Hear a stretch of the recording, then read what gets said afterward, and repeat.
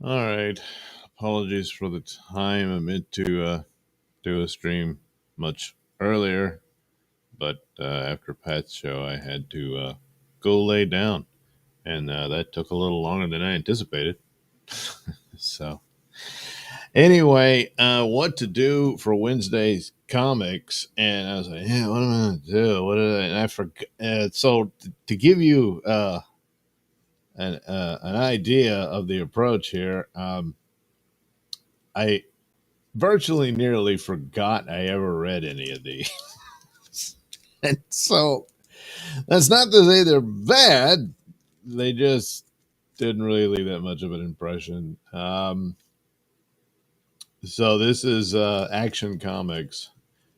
For some reason, I thought it was the Superman series. But anyway, and I missed one, so not really up on the story. But Bruno Mannheim is this mobster, but he becomes involved with the likes of Darkseid and stuff. Here, he's become involved with, I don't know, these extra dimensional sort of uh, demonic like characters. And basically, gee, they're up to no good, and they're gonna hurt people. And then this devil girl helps Superman deal with this. And the art's all right, and it's of course things don't work out for Mannheim. They usually don't. Uh, and then it connects to this special girl who turns out is the daughter of an old uh, DC villain, Major Disaster, and she has similar powers. So I don't know if that means she's the new Major Disaster. I don't know, but it seems her father seemingly turned good and then suddenly went back to his old ways, but he did it to take the fall for her mess up or something like that. I forget. Anyway, it's not bad. It's just, it didn't really stick in my mind all that much. The only one out of this group that I'll be talking about, except for a few extras here, was this one, this Martian Manhunter. This is the absolute version of Martian Manhunter that they did. And initially seeing the previews for it, I just like, good Lord, what is this, Gumby art or whatever? I just think it's supposed to be this superhero story. But this is an attempt at, it appears, just to me anyway, is a sort of Vertigo esque approach to the character. So you get this weird, surreal, trippy approach to this where you're introduced to the main character, and it's not at all like the original Martian Manhunter story. And overall, I grew to just accept the art style because I think it kind of fits with what they're trying to do here. Of course, in the original story, Martian Manhunter, he's the last Martian. He was accidentally transported to Earth by this scientist who was looking to communicate with Mars. And his device that he was using inadvertently teleported John Jones, the Martian Manhunter, to Earth. And the scientist was really old, so he was stunned at what had happened, and he quickly dies of a heart attack and all that sort of stuff. So, uh, the Manhunter has to make his way around Earth and all that stuff. Eventually becomes, a founding member of the Justice League, so on and so forth. Here, it's not clear what's going on. You have this detective. He's been in some sort of accident, what have you, but he keeps having bizarre hallucinations and dreams and whatnot. So, what is the deal? Is he Martian Manhunter and has suffered some sort of amnesia and doesn't remember who he is? So, throughout, there's all these little symbols he keeps seeing as he's going about his business. Uh, he's got this wife, but is she his wife? And he keeps having visions of the Martian. Apparently his kid makes these little figures, and he's made one of these. So how does the kid know? So it's sort of this weird thing. Is it all a dream or what have you? And it's either he's been merged with the Manhunter, um, or he is the Manhunter and just doesn't remember. If it was something like that, then it's like, well, he's been here a while, and then this accident happened, and he's forgotten who he is. Martian Manhunter is telepathic, so it's possible that because one of the stories was he took on the identity and life of a detective that died, and no, most people were none the wiser, because he can shapeshift and take on their appearance, and it could very well be that's what happened to this guy. But probing his mind, he knows everything that the guy thought and felt and stuff like that. And now, if it's a case of the accident caused him amnesia, uh, then uh, then he's convinced himself he is this man. He just forgot about his Martian past. Um, Plus, he's smoking cigarettes all the time, and of course, the Martians are very susceptible to fire. I mean, who is it? Of course, but them in particular, all their powers become kind of useless in the face of blazing fire or whatever. So the idea that a Martian would smoke seems highly unlikely. Yet probably my guess would be the detective was a smoker. And since he's taking on his personality and whatnot, like his personality has now become the dominant personality in this, uh, he starts smoking, and the smoking probably goes a long way to suppress who he really is. He's the Martian, and so you get he keeps having these visions though, because the Martian identity will not be denied. And so, my guess it could be that, or it's like I said, somehow they were merged into one being or something, which would be a bit of a far cry from the story. Um, because the whole point of the absolute universe is to reimagine, uh, the characters, Batman, Superman, and Wonder Woman that they've done. Uh, but they kind of jumbled things around a bit. Most of the core elements remain. Superman's from Krypton. Batman is still Bruce Wayne. He isn't rich or anything. His father died, which is what inspired. His father was murdered, which inspires his Batman career. But his mother's still alive. Things like that they screw around with. So it could be that it's still the same story, thereabouts about Martian Manhunter, but the opening event of this explosion or whatever, it really did a whammy jammy on him, and he wakes up thinking he's this guy, this human whose life he copied to to be incognito in this world, uh, and all that, and the opening story is for him to reconcile his identity there. So, just my guess as to what it could possibly, but it is, it's just kind of interesting the way it's crafted for the mystery. So, the intrigue about it is probably the bigger selling point. It was similar to their approach to Wonder Woman for the Absolute line, even though the art didn't wow me. This art works a little better, surprisingly enough, than the art. Apparently I've seen a preview where they're changing the art on Wonder Woman, so we'll see how that look. Of course, it looks really good.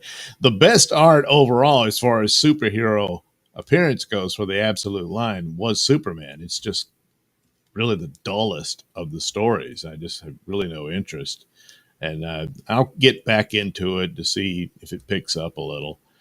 The Batman one is so crazy that just kind of makes it a little bit more fun. Uh, but so far, I'm not all that wowed by the Absolute line. Now, it's selling very well. Certainly, Batman is. Uh, so, DC somehow, I probably accidentally hit a couple of home runs this year. So, well, I'll get back to it and see how that goes. But Martian Manhunter, well, it kind of surprised me a little bit. Again, nothing spectacular. As I began this live stream, I forgot I had read it, so that's it's not a great endorsement. But reviewing it and remembering it, and I go, oh yeah, okay, yeah, it's actually not that bad. So and again, it is like I said, the surreal, strange, Vertigo-esque type approach to these comic book stories. And Vertigo, a lot of the stories dealt mostly with like horror and supernatural and stuff like that, but quite a few would give uh, weird versions of superhero stories. So, and this take on Martian Manhunter probably would have fit right in with Vertigo had it survived. Meanwhile, over at Marvel, dipped back into the Incredible Hulk, and it's more of the same. It's still this horror bent, which at first I was intrigued by. See the intrigue, and it was going pretty good. But look, this is issue 23. It's still there. There's still this sort of mother of monsters storyline they're doing and all that. But it became all about saving Charlie, the girl. She suffered this terrible abuse and is drawn to the Hulk because he's big and powerful. But ultimately, she wanted power for herself. And after her ordeal with being taken over by demons and whatnot, the Hulk seemingly saves her. But now she does have powers. She has the ability to basically turn into a werewolf of sorts, but also is able to take off her skin and wear the skin of others. So, see, that's what she's doing. She's wearing the skin of this uh, other girl who is having the life she wished she could have had, having fun with other kids and stuff like that. Meanwhile, some other demon stole her real skin. So the Hulk's got to deal with this creature. And it's kind of a fun romp in that aspect of it. So you get some of that, but it's kind of like I would have thought the overall arc would have been resolved and you'd come up with some other sort of monster narrative that Hulk has to deal with. So, he makes sure, see, he pulls the demon out of it, and then she gets her old skin back, and then she has her shape-shifting powers now as the wolf creature. And but the wolf part of her is, of course, taking over, and the Hulk's concerned that she's turning evil. Yeah. So that's the J. Will she be able to maintain her humanity when initially she wasn't all that crazy about it to begin with, because that left her, small and weak and open to abuse. What happened to her, So she wants power, and now she's got it, but she's been irresponsible with it and all that sort of. But even worse than that, she's becoming quite brutal. Yeah.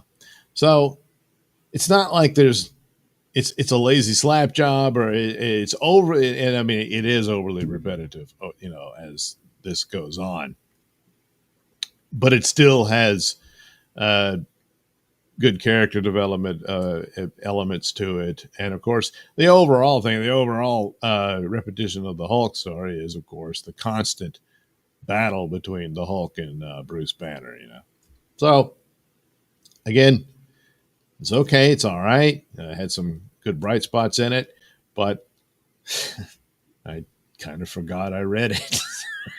So,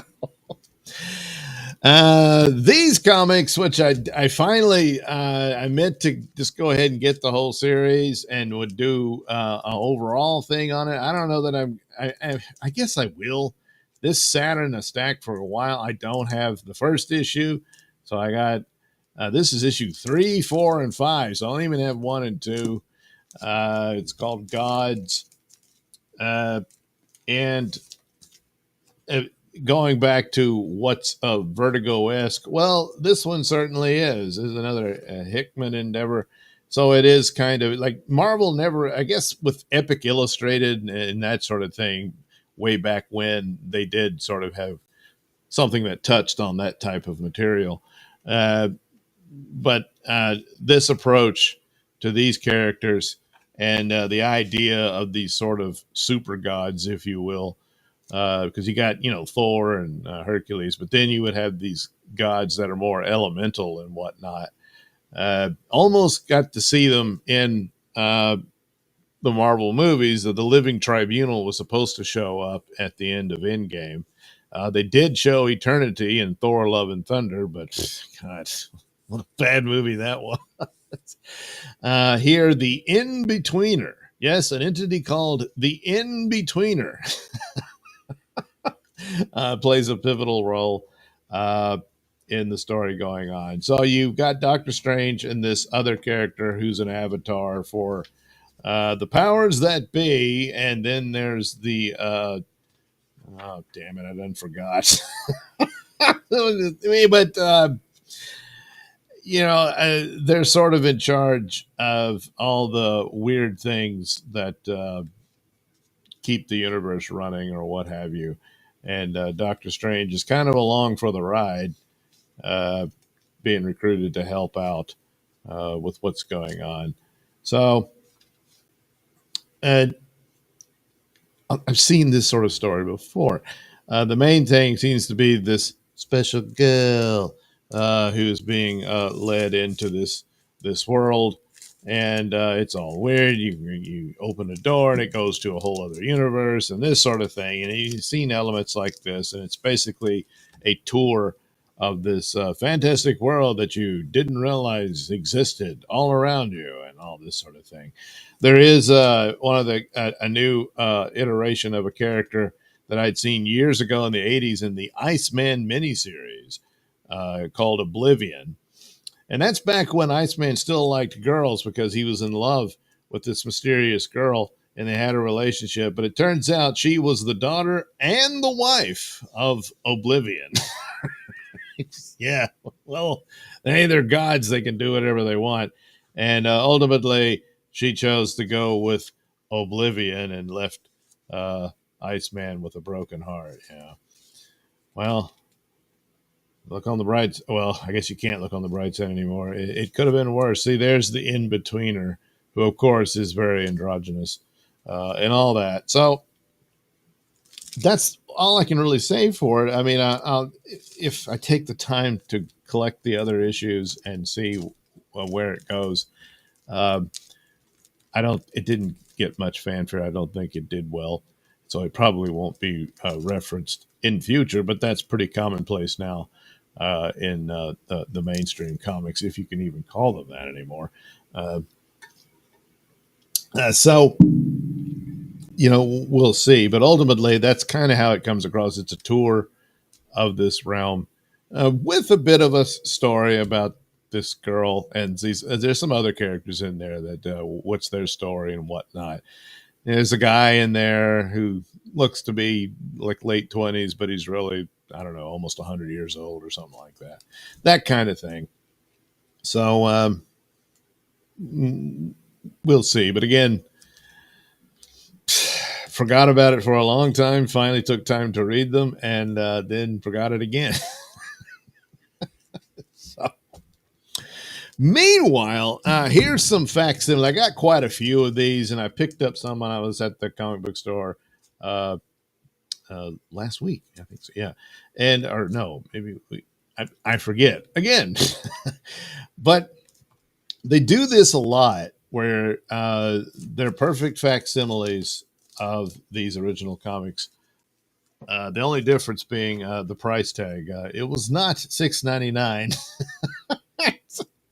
64 pages of Detective Comics, and this is one of the very early Batman comics. It began in Detective Comics 27, so here's 31, so you can see, not very far. And so you get a Batman story in there, and then of course, Detective Comics was this anthology, so it just goes on and on. The cowboys. I think a lot. Well, of course, it's detectives, so they're all solving mysteries and dealing with crimes.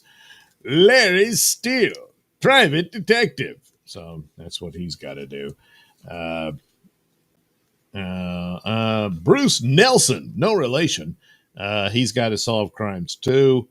Uh, I think there was one in here that the Superman guys did. Yeah, there it is. Slam Bradley.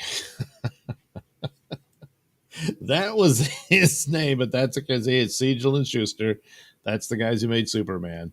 And Slam Bradley is a character they even revisited. I don't know about currently, but not long ago. In fact, he had become a another love interest for Catwoman, and they even suggested that she might have had his baby and all this sort of stuff.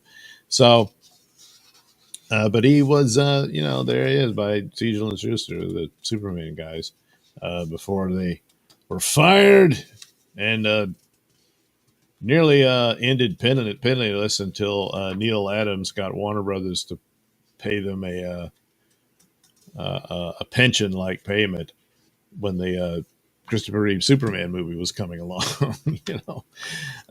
So still, they reproduced the old ads and all that, so you can kind of, hey, that's what it would have been like to have this old issue of Batman back in the day. Oh, and here's it's a detective story of sorts, but it involves spies and stuff because look, it's called Spy. So there you go. That's an adventure with Spy. And oh, look, it's Jerry Siegel and a different artist, Mart Bailey. But Jerry Siegel again, Superman writer. So, yeah, they had other work for DC Comics at the time, or I guess it was still just National Comics before they decided, hey, let's just call everything DC after Detective Comics. Well, then Marvel comes up with Marvel. It's kind of like, that's a more exciting name. I don't know why they didn't choose Action Comics. There's probably a reason. I probably already heard it and then quickly forgot it. Maybe there already was one or something like that. But you would think it would be that, Oh, well. But then they'd just be called AC all the time. I don't know. So here's another facsimile of the Justice League, but it originally came out of the anthology series, The Brave and the Bold. Before Brave and the Bold became another Batman book, where basically Batman would team up with other guest starring superheroes and stuff. So here we get the first story of Amazo, the android created that can copy the powers of the other Justice League members. And there you go. But again, facsimile. So there's the old fashioned ads and everything. So, wow, it's like you traveled back in time and saw it brand spanking new. Here's their stories of scientifically explaining the superpowers and stuff. Sure. And all that good stuff. So there you are. Justice League of America. Back in those days, they were all patriotic and stuff. And with the movie coming, here's Fantastic Four. So I had the collection in the Marvel Masterworks, but here was a chance to get a facsimile of the third issue of the Fantastic Four and the first issue for them to appear in their costumes. For the first two issues, they didn't have costumes. So they take on Miracle Man. So, oh my God, he has the powers of a god. It's all a trick. And then, of course, the old ads reprinted here. How to hypnotize. You want girls to like you? Take over their minds and make them like you. You want to be super strong? Well, you need to order this crap. So anyway, there's Sue introducing the suit. So it says, hey, she's the one who came up with the design and everything. And she made a helmet for Ben Grimm because she thought, no one wants to see your face, Ben. He didn't keep that for long. So there you go. They have their adventures with this nasty magician. and then you get more of the ads reproduced. Um, I don't know if you cut this out and send it in the mail if you'll be able to get your transistor radio. But if you do, let me know. And was it at the same price? Or the wrist radio? I don't know. You might as well just go with the iWatch thing, and you could probably tune in to one of the radio apps, and listen to the radio that way. And of course, oh boy, shoes and stuff that you could get. And now that's the kind of comic book ads one would be used to. All that crap that you could have. Oh wow, grenades! You could have gotten those. Yeah, yeah. More hypnotism. You can control people's minds and make them do whatever you want. I don't think that would ever be abused. What is this? A pair of pants? Or shoes for dancing? Huh. All right.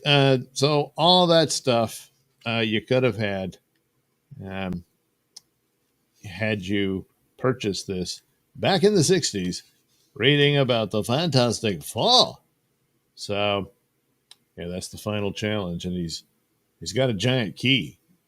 I wonder how that's going to work. Well, you'll have to read and find out. So they keep doing these quite a bit because turns out it's the old original stuff that sells better than their current crop of crap. Which I don't bother with any of those. Like the ones that I forgot about, I can't classify them as those titles because they don't have the ongoing constant pages of people talking about food or dreaming about sex with the same sex and stuff like that, or dreaming about being the other sex. So, that kind of thing, whatever. Or about everyone's, a part of a certain political party from Germany in the 30s, stuff like that. And that's all very unfortunate. This one, not as old as those, but a facsimile, nevertheless, from the good old days in the 90s of a comic book. This was The Batman Adventures, and it was based on the Batman the Animated Series, which is easily the best version of Batman, outside of the comics. None of the movies come close to it and all that. It really captures the essence of Batman. I believe this one was, of course, it features Batgirl in it, so it's not even really a Batman issue. But I think it was the first comic book appearance of Harley Quinn. So that's kind of the deal. And the real Harley Quinn, as she was always meant to be, there she is in her Harlequin outfit and all that. And they already got her teamed up with Poison Ivy, but not before they became lovers. They met in prison, and you would have thought, hey, it was gay for the stay, but I guess not, So there you go. So it's as simple as a little adventure. It's not really on par with the cartoon, but it's all right, So there you go. The actual issue purchased way back when in the glorious 90s would be worth quite a bit, because Harley Quinn's first appearance in comic book form. Her actual first appearance, of course, was in the cartoon. So every now and then, I take time to look into this failed endeavor, Atlas Comics. I believe, I don't think Martin Goodman outright, but I think it was his son or whatever, got upset with Marvel promoting Stan Lee over his son or something like that. I can't remember the whole story. I'm sure I'm butchering the whole thing. But left to form a competitor company and had pretty good talent on it and everything, but it really didn't take off. There was a couple of superhero titles and that sort of thing. But this one was called Police Action, featuring Lomax. No, it's not a laxative. And Luke Malone, Manhunter. So Lomax is like the main feature and he's a New York Police Department detective. So come and get it, Lomax. First I waste you, then the chick. Wrong. Your kill spree is over, punk. You're finished. So that's the deal. And of course, he's overly violent, and his police captain is like, "Oh no, Lomax, no! Hey, look, you can be a bodybuilder." Of course, this is not a facsimile. This is the real one. Look, it still had all the ads and everything. So you get the basic story of what Lomax, and really he's rather incompetent here. I mean, everything could have gone horribly wrong, and he would have gotten all these hostages killed. But then this girl helped him out, so it's fine.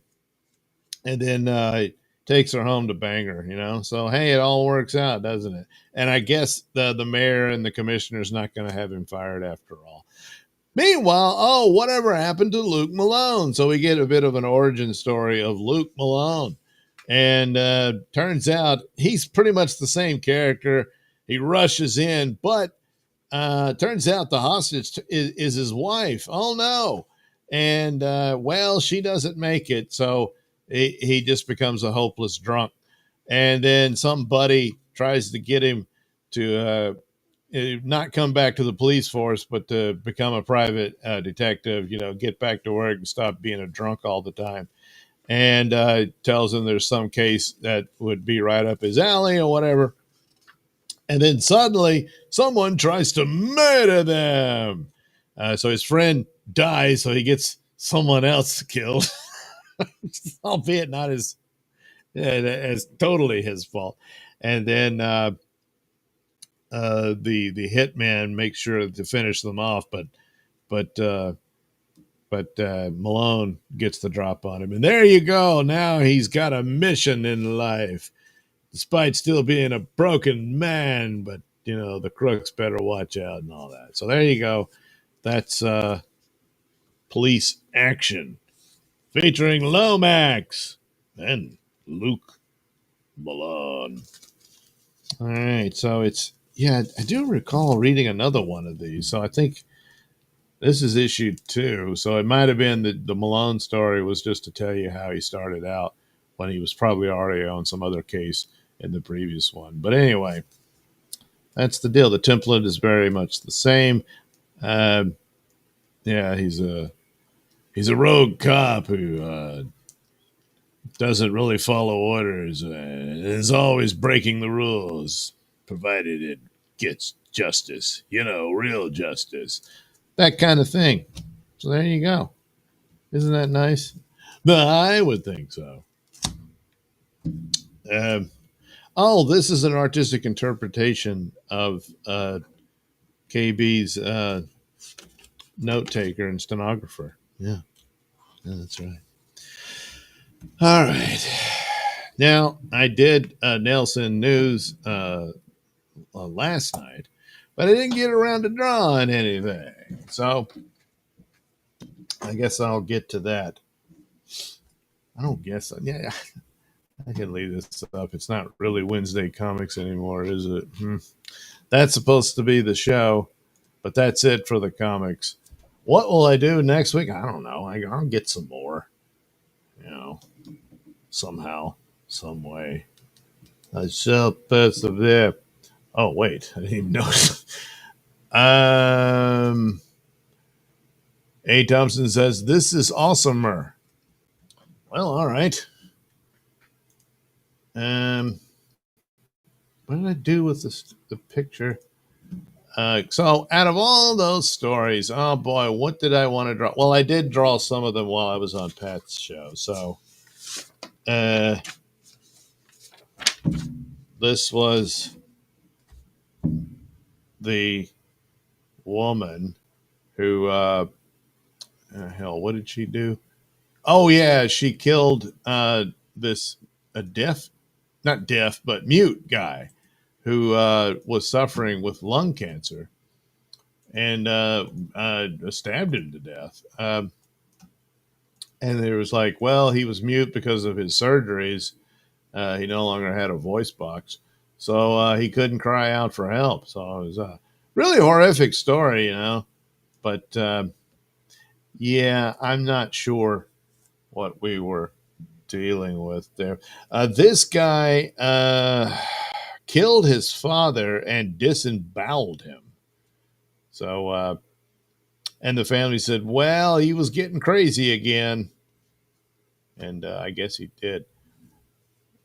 Uh, this was because I was drawing Pat on the show, so it doesn't really count. This woman murdered her father, tried to kill her mother, all because she was upset that they wanted her to move out of the house. And turns out she was married to a woman and went on a shopping a trip after that, just, to calm her nerves and stuff. Yeah. So anyway, I never did get around to the drunken teacher and all that stuff. But boy, did I get around to the OnlyFans model, because it's, serious news that everyone needs to know about. Yeah, people want to talk about, I don't know, tariffs and all that silliness. But, what about a former prison guard making bank, stripping down naked on OnlyFans? What is that all about? Well, it's about the money. Yeah. And people paying her money to get naked. So I guess it works out, for her anyway. Now she's got the fake boobs. Yeah. I don't know if that was. One wonders, is there like early shots, like she earned up the money enough to do it, or she just had already done it a long time ago, and went on about how she just loved all the amorous attention she got from the prison inmates, uh,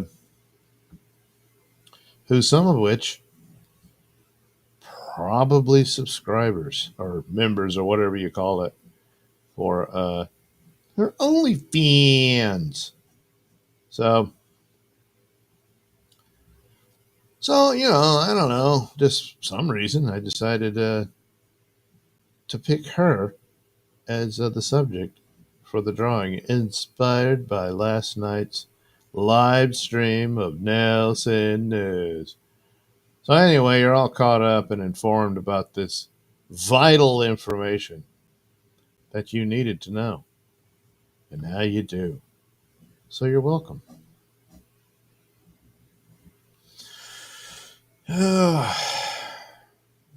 But, there's a certain element of success I suppose one could take some amount of pride in if you're able to turn your hobby into a livelihood, you know?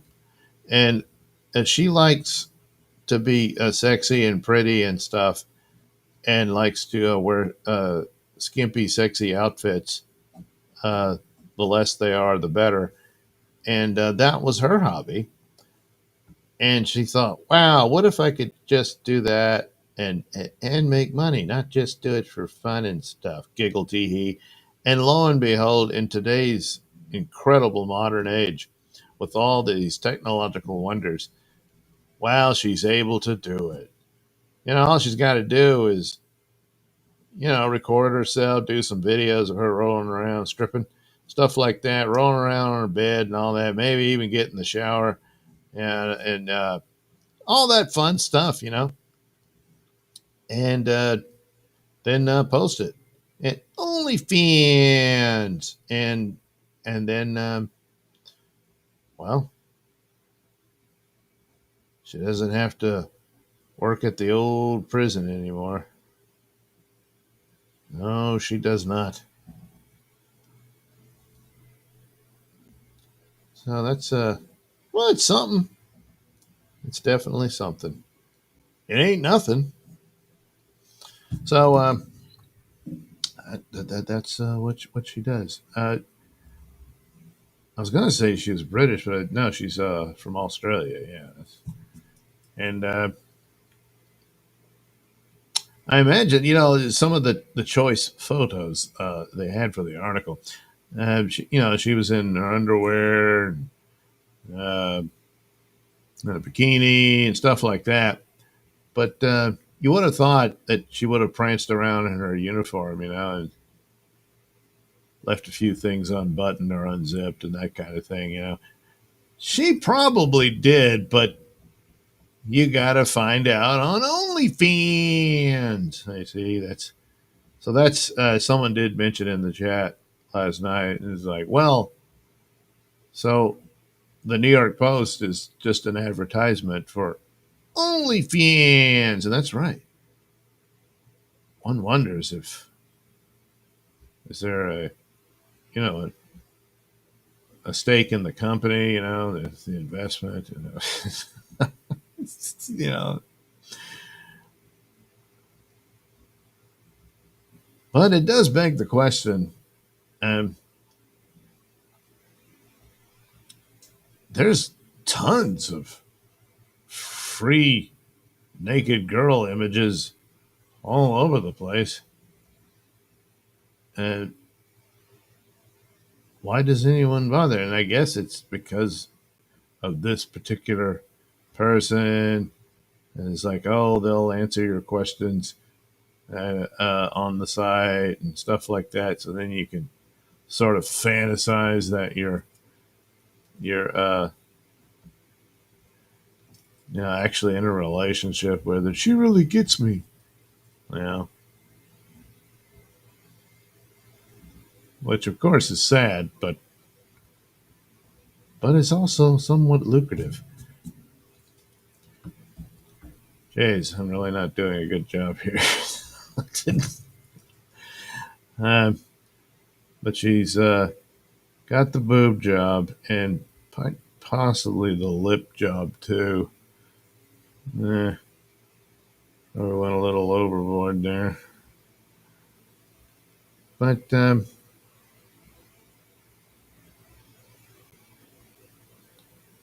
that's the only fan story.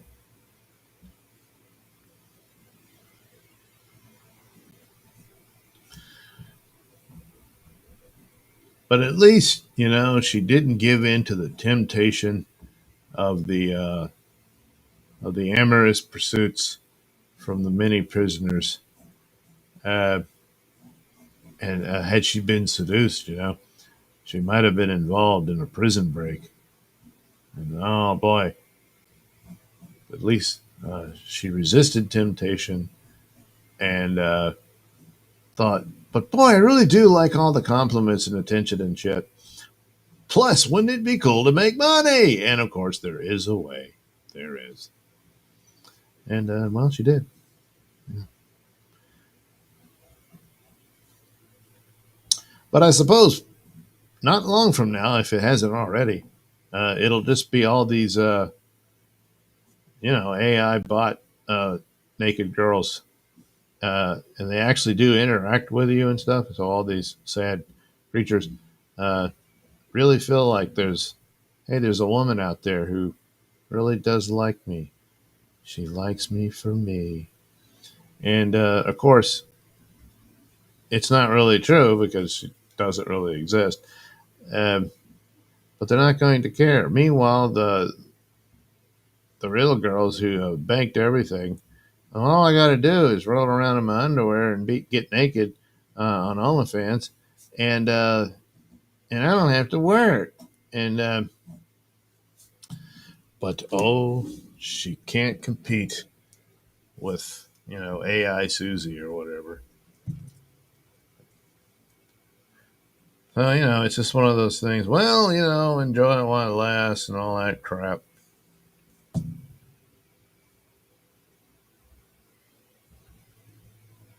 As the AI apocalypse is upon us. But if the apocalypse is just, well, boy, it's another way that technology both promotes and then destroys porn.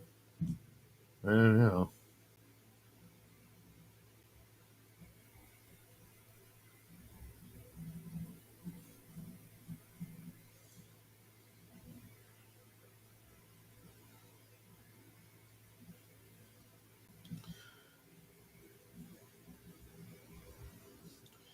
But what are you gonna do?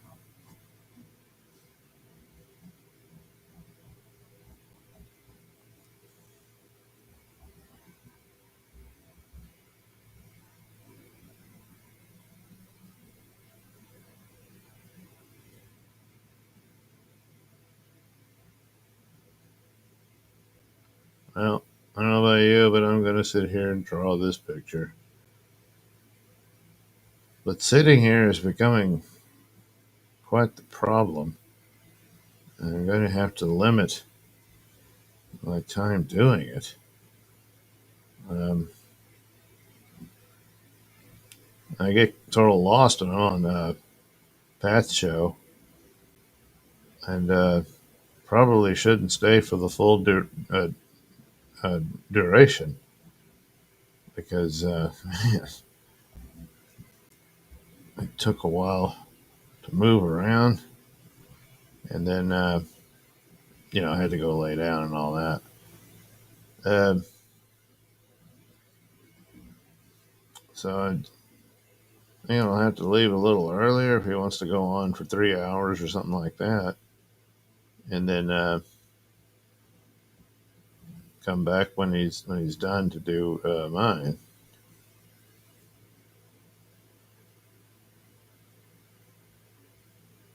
But I'll probably sit in and just do it anyway.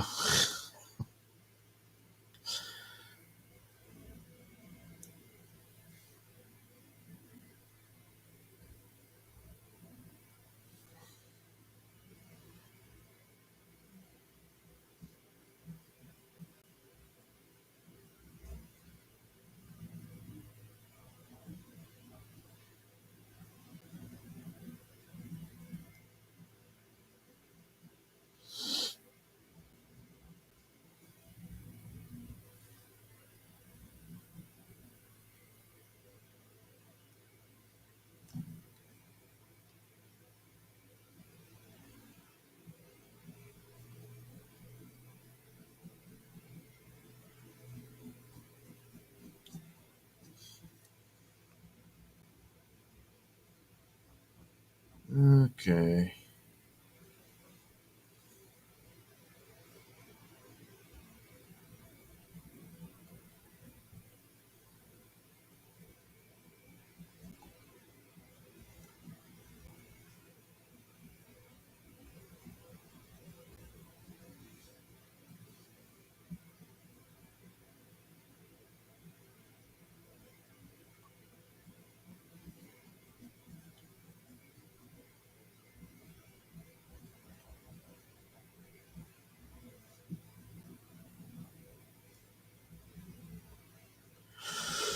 Okay.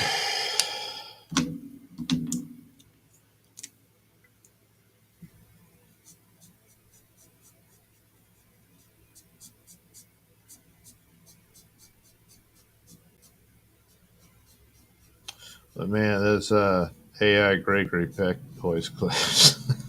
Just good lord.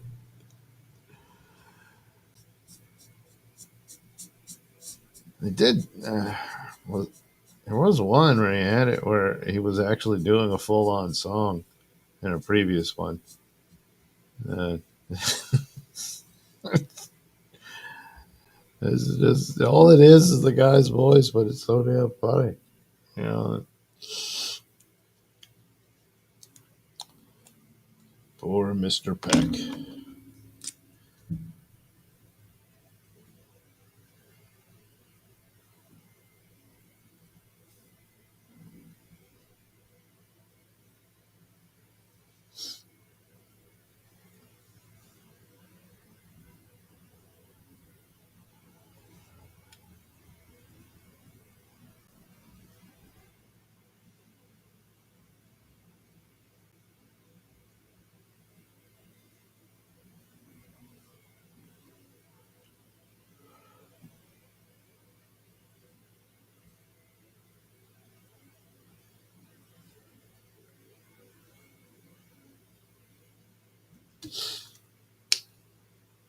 Ta-da!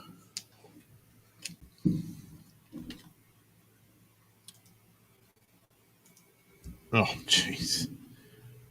Oh, man. Never know what I'm doing half the time. It's terrible. Oh, yeah, let's see what happens here. Uh,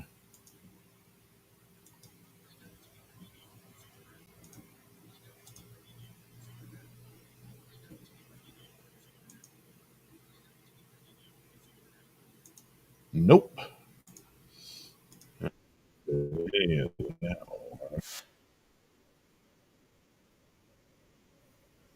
hang on, I'm looking at it. No, no, no.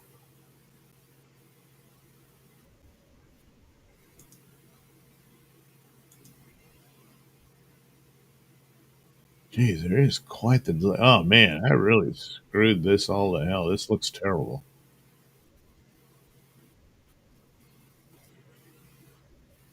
Uh, she's actually much better looking than how I drew it. This is really bad.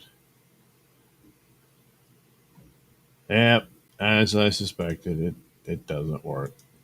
All right, well, I tried. I only changed one thing, and I thought that might do it, but I was mistaken. All right, into Photoshop and put some color to it. Uh, there we go. This will work. And now it's time for the world's greatest superheroes band together as friends to justice. They are the best friends.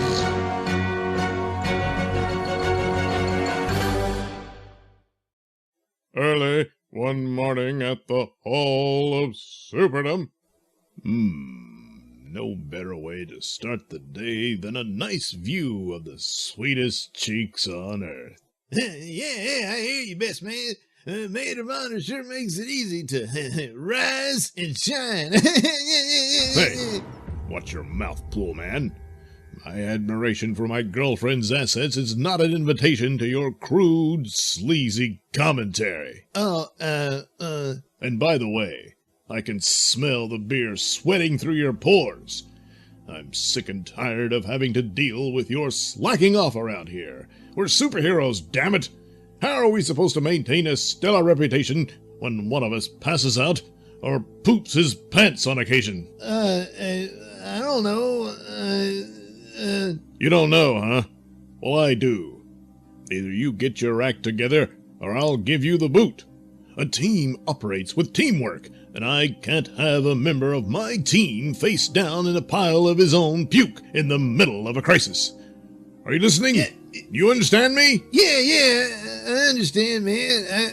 I'm sorry. Yes, you are sorry, Pool Man. The trick here is for you to stop being sorry and be a man who can stand tall in his tights. Hey.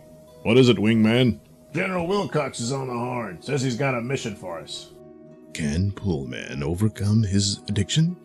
Will Best Man trust him to be able to perform on the team for General Wilcox's mission? And just what is said mission? Find out in the next exciting episode of Best Friends. Best Friends is a Nailsin production. All characters are written and performed by me, Douglas Nailsin, with music by Kevin MacLeod and other public domain sources. Most people believe that Captain Hook got his name from having his hand cut off by Peter Pan and replacing it with a hook. Turns out his name was already Captain Hook before this. You see, Hook had Peyronie's disease. It's a condition where one's dick is deformed and takes on a shape not unlike a hook. Yeah, he had to fuck butt to butt, which didn't work out so great. Plus, masturbation was just a clumsy mess.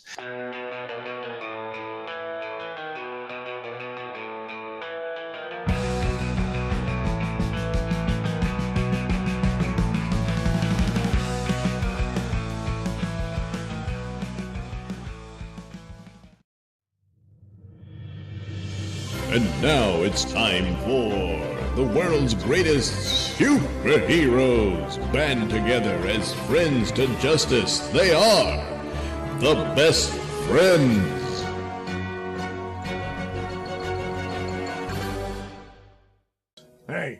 What is it, wingman? General Wilcox is on the horn. Says he's got a mission for us. And soon, several members of the Best Friends, including Best Man, Wingman, Pullman, Maid of Honor, Dynamofo, and Rocket Man, are assembled in the operations room of the Hall of Superdom. Best Friends, we need your help. It appears one of our oil rig platforms in the Gulf of Mexico is currently under attack by a giant sea serpent. Oh, great.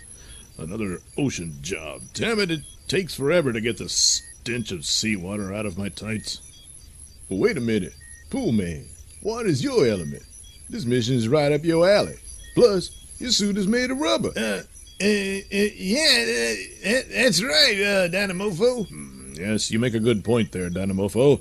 Very well, Pullman, this mission is yours. However, upon your return, I'll expect an in-depth analytical report on the entirety of the mission. Alright. And soon, Pullman is streaking across the surface of the Gulf of Mexico on his jet ski. Damn stupid best man. Always putting me down in front of everybody. Especially Maid of Honor. Asshole. I mean, Maid of Honor might see me differently if Best Turd wasn't messing me up all the time. Damn it. But then, upon arrival at the imperiled oil platform, Poolman finds his fellow best friend, Medicine Man, has already engaged the giant sea serpent. By using the mystical powers of his ancient ancestors, Medicine Man has assumed his giant form. What the hell? What's Medicine Man doing here? How do you even know to come here in the first place? Oh, wait a minute. Damn it. Best Man did it to me again. Hey, Medicine Man. Poolman, didn't notice you there. Yeah, hey, good job with the big snake there. I guess I'll go down below and check on any damage done to the drilling apparatus. Oh, yeah, sure. Good idea. And so, Pullman dives down in the depths of the water to inspect the oil platform's drilling apparatus. Dumb village people looking, well, it ain't Medicine Man's fault. It's Best Man. He always undercutting me. Undercutting my own job here. How the hell am I supposed to prove my goodness if he's gonna be undercutting me? I just gotta wrap this up. It doesn't look like it did much damage to it. It just wrapped around it and... Wait a minute, what's that? It looks like a pile of... It is! It's a pile of giant eggs! Oh my God! She's just a mother protecting her young. I gotta get back to the surface and tell Medicine Man before he does any more harm. But as Pullman reaches the surface... Hey, Medicine Man! It's all a misunderstanding. She's just trying to protect her babies down below. What's that, Pullman? I couldn't hear you over the screams and struggles of the serpent's exploding head. Oh my God! Oh no. How will Pullman react to Medicine Man's gruesome solution to the sea serpent attack? Find out in the next exciting episode of Best Friends. Best Friends is a Nailsin production. All characters are written and performed by me, Douglas Nelson, with music by Kevin MacLeod and other public domain sources.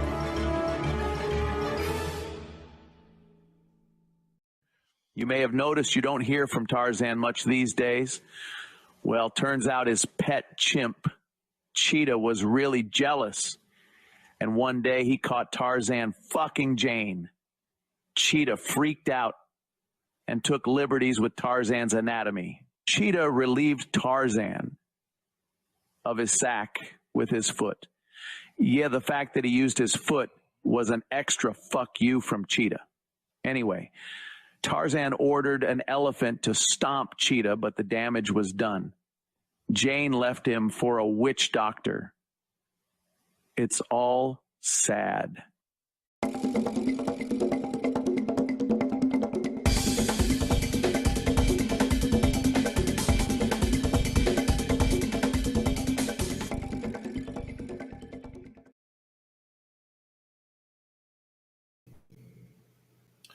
Okay, so now I'll work in Photoshop on what was her name? Alicia, I think. So kind of already started on some of it whilst I was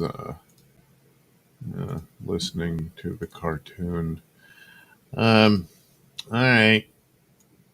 So there she is. You can see I didn't do her any justice at all, which is odd because some of the actual criminal the cartoon tends to be more flattering. I don't know. Oh well. I tried. That's what matters. I did try. Oh yeah, the motto of the show. It's good enough. We'll do it like that. Yeah. Okay. Um,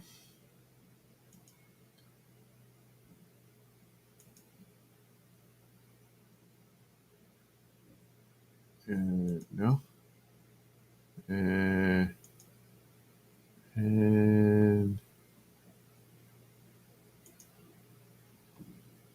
now, of course, there's also the problem of why did I push the eye like that? I don't know. But, oops. Oh, undo that. There we go. Come on. There we go. Now,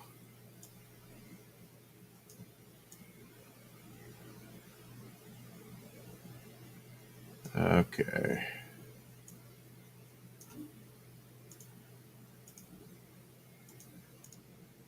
Oh, damn it.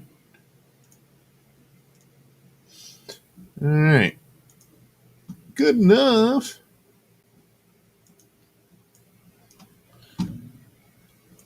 Okay. Oh, damn it. Did it again. There.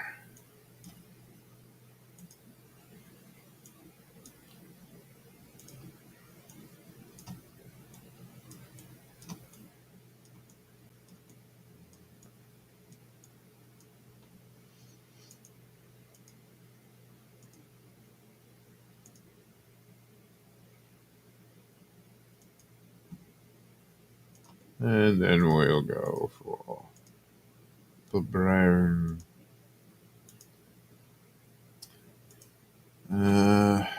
One of these. Maybe that. Yeah, that'll do. Yay! Yay! See? See, it's all coming together. Everything's fine. Relax.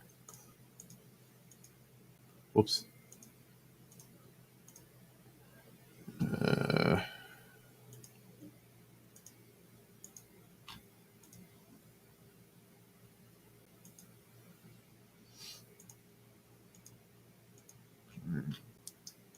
we'll put a little sparkle in your eye. There we go. And do this. We'll do that. Oops, oops, oops.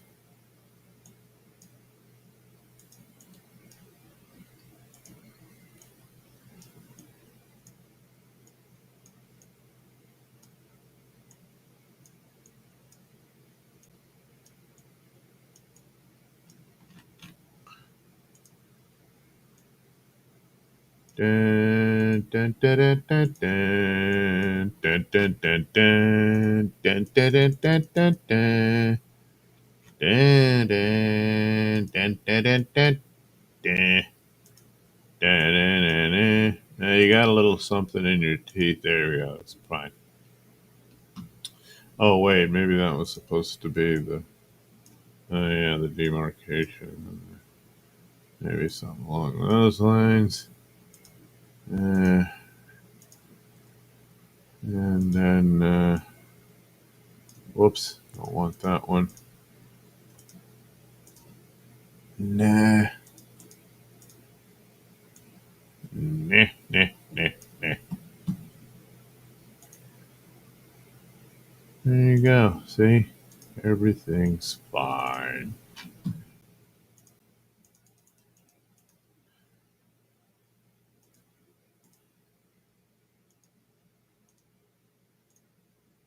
Here we are. Whoops.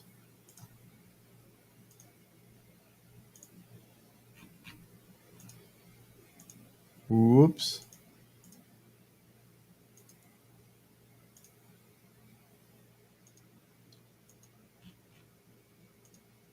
Whoops. Yeah, the panties aren't supposed to be that sheer. Oh, okay, I see. There we go.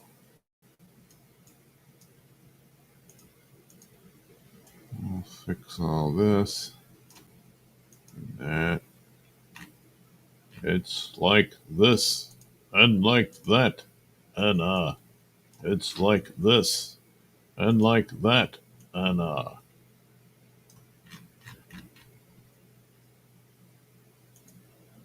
now you listen to me. I'm going to have defining shapes upon your body.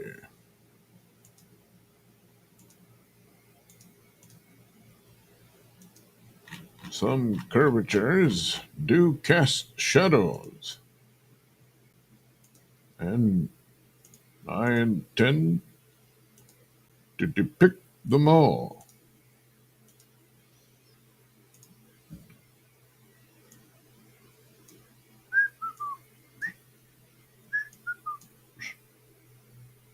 There we go. Well, of course, time is of the essence. But isn't it always? I think so. Oh, yeah. All right, you're going to need flesh. The flesh. Here, there, and everywhere. We'll do that. Um,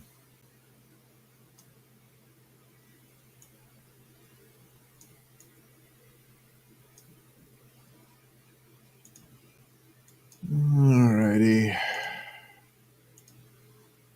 There we go. Everything is amazing. Oh, yeah.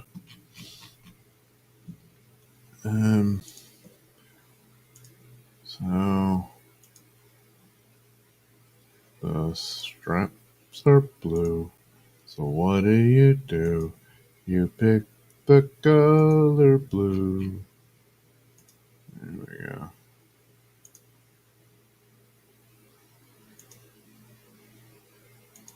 Ah.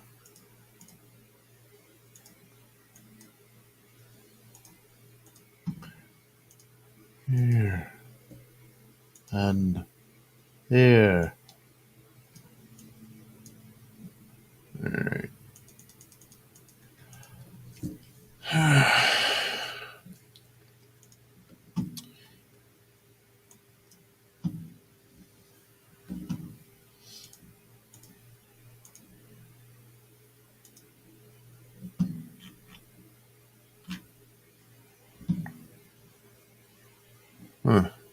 Let's see here.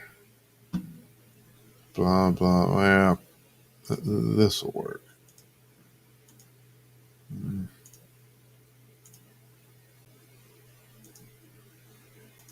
Whoop. Oh, man.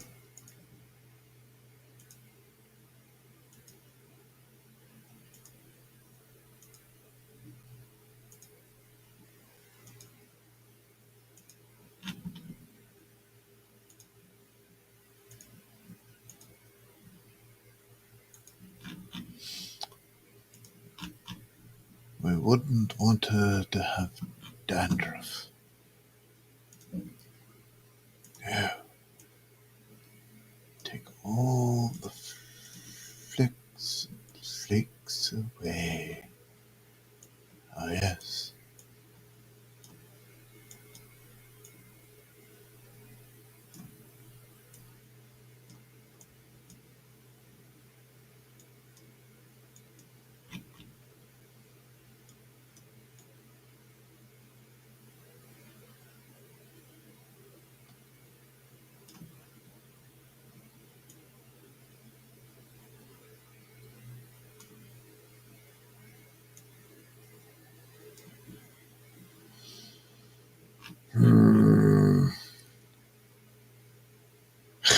Man, probably should have started over, you know.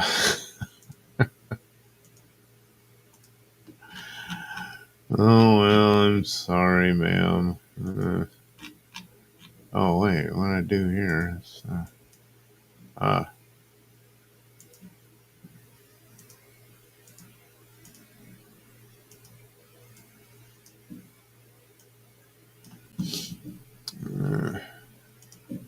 no. Yes. Oh, jeez. Oh, I grabbed the wrong one. All right.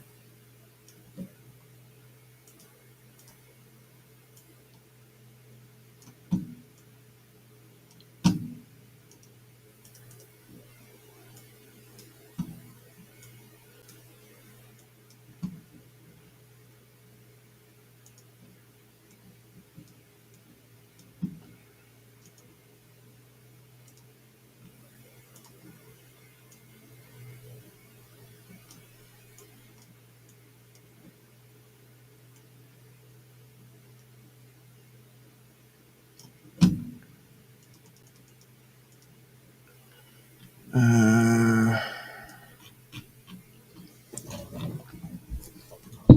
oops.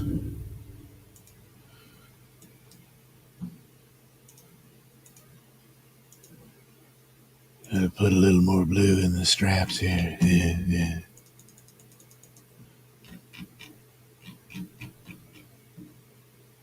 Um,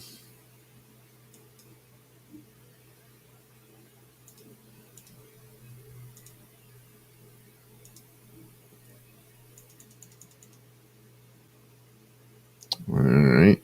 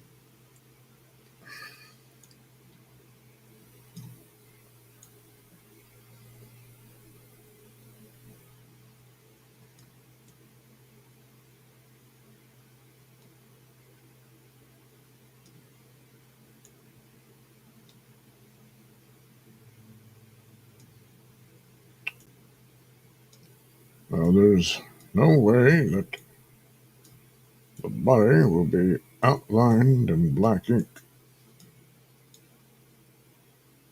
So I have to go over it with basically a thin wash of color.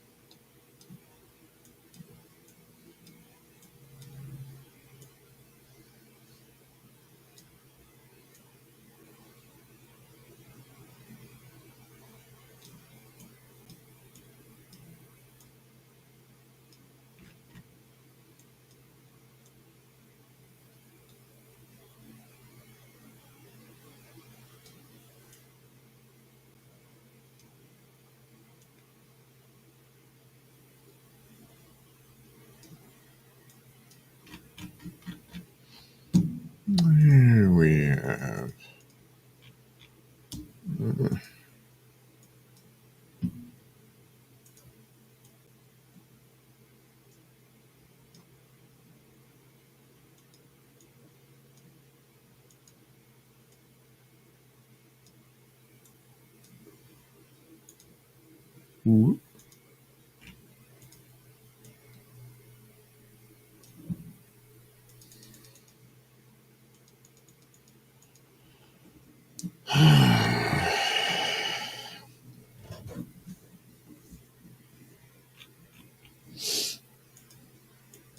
Oh, yeah, gotta deal with this.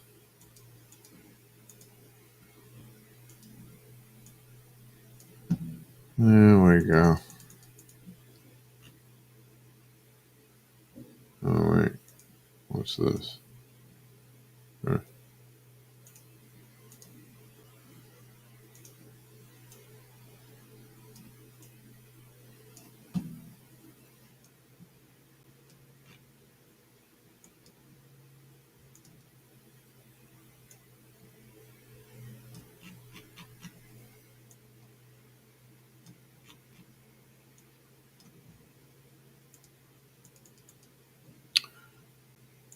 Whoopsie daisy.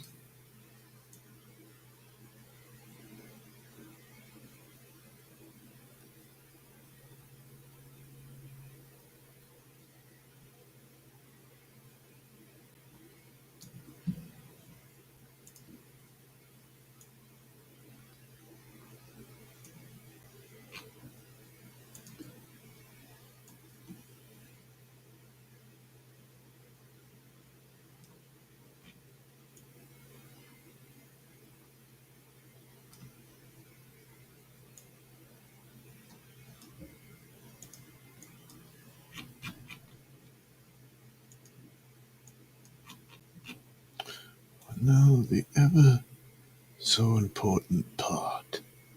Oh, yes.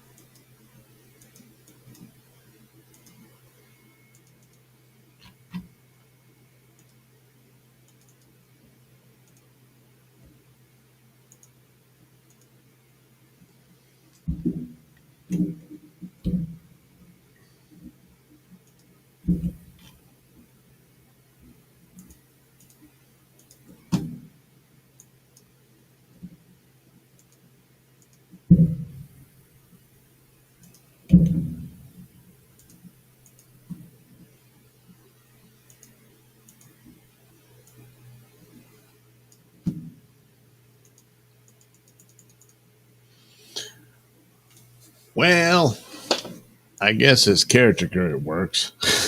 It's pretty bad. And kind of screwed this one up. Better luck next time. Oh, I don't even need that one. I got the other one.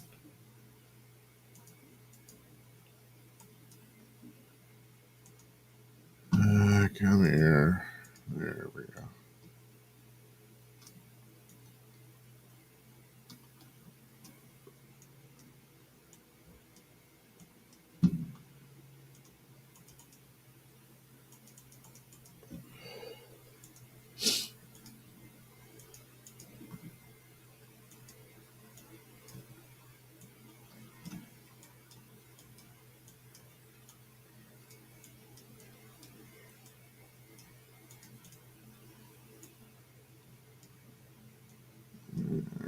Okay.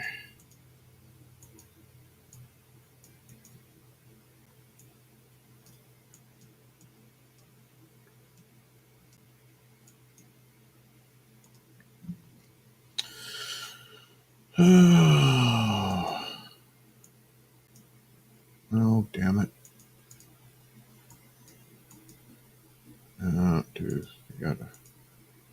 Alright. And.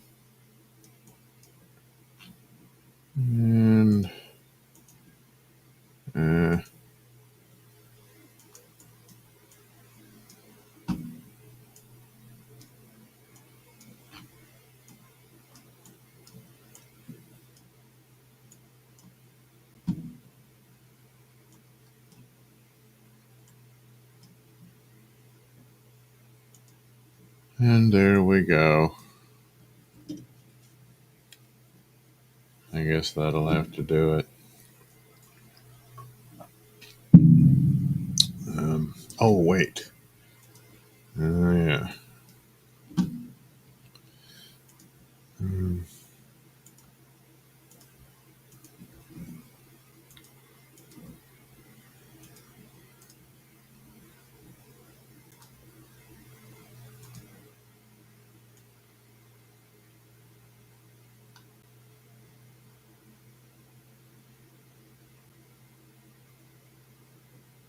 Oops.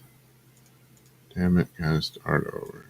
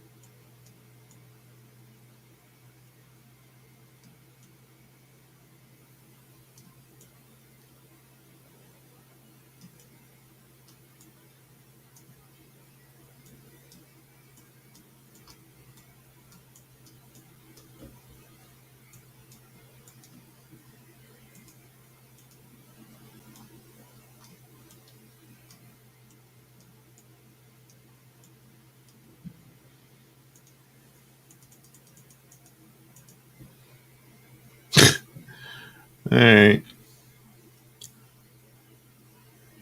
Da-da-da. Well, I did try. You know? And that's good enough. The lovely Sherry says, looks like Nancy Pelosi and Angelina Jolie. Also, hello, Sherry. Yeah, I guess so.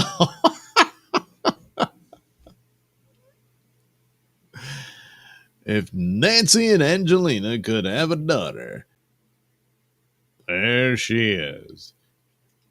All right, well, I guess that's a good run.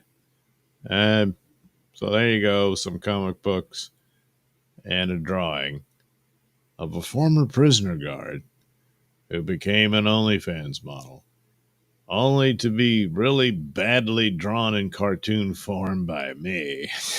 Apologies to Alicia, was her name, and best of luck on your endeavors. So there you go. That's this one. Uh, Probably should have just drawn one of the characters or something. um, and we'll do another one soon.